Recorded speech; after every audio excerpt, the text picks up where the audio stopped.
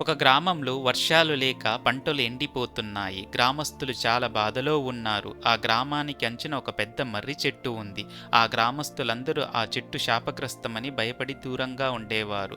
ఒకరోజు రవి అనే బాలుడు ఆ మర్రి చెట్టు నీడలో కూర్చొని విశ్రాంతి తీసుకుంటున్నాడు. ఆకస్మితిగా ఒక గంభీరమైన పిలుపు వినిపించింది. రవి, నువ్వు ధైర్యవంతుడవి. నీతో మాట్లాడడం నాకు సంతోషం. రవి ఆశ్చర్యపోయి, నువ్వెవరు, ఎలా మాట్లాడుతున్నావు అని అడిగాడు. మర్రి చెట్టు స్పందిస్తూ, నేను ఈ ఊరిని చాలా కాలంగా కాపాడుతున్న వృక్షరాజు. కానీ నా శక్తి ఇప్పుడు తగ్గిపోయింది. నీ సహాయంతో ఈ ఊరికి మళ్ళీ జీవం పోయవచ్చు. రవి ఆసక్తిగా నేనేం చేయాలి అని అడిగాడు. ఆ మర్రి చెట్టు చెప్పింది, ఈ ఊరికి కింద ఒక రహస్యమైన నీటి కాలువ ఉంది. ఆ కాలువను వెలుగుతీస్తే ఊరంతా బతుకుతుంది. కానీ ఆ స్థలం శాపగ్రస్తమని గ్రామస్తులు భయపడుతున్నారు.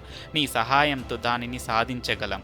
రవి తన స్నేహితులతో, ఊరి పెద్దలతో ఈ విషయాన్ని చెప్పి ఆ ప్రదేశంలో తవ్వడం మొదలుపెట్టారు. చాలా కష్టపడిన తర్వాత ఒకరోజు నీరు ఉబ్బి బయటికి వచ్చింది. ఆ నీరు ఊరికి కొత్త ప్రాణం పోసింది. పంటలు పచ్చగా మారాయి. గ్రామస్తుల జీవితాలు మెరుగయ్యాయి. రవి ఆ మర్రి చెట్టుకు ధన్యవాదాలు చెబుతాడు. చెట్టు కూడా నవ్వుకుంటూ కొత్త ఆకులతో ప్రకాశించింది. ఆ రోజు నుండి ఆ మర్రి చెట్టు ఆశ మరియు ధైర్యానికి ప్రతీకగా మారింది.